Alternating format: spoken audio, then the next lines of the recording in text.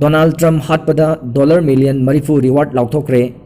Iran general gi mathau mangamda netsin nabada kuntra gani toi sikre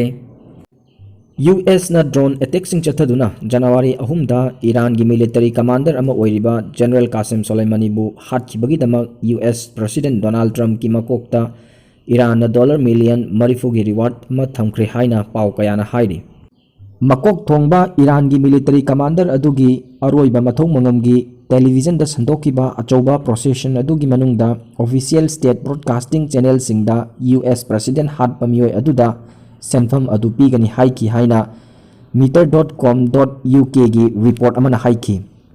Iran gi apunba missing million marfuni missing asida yumpham oiraga aikoina US President Donald Trump ki makok adu phangba ngamba mioi singda reward oina pinaba mi amamdagi dollar amamamna dollar million marifu phana ikoina khongkat kani haina official state broadcasting channel aduna lauthoklakhi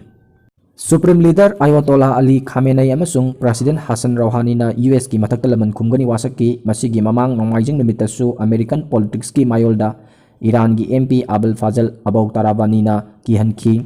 aikoina White House ki mathakta attack tawngami aikoina America gi leimaida makhoida pakhum piba ngami haina mahakna haiki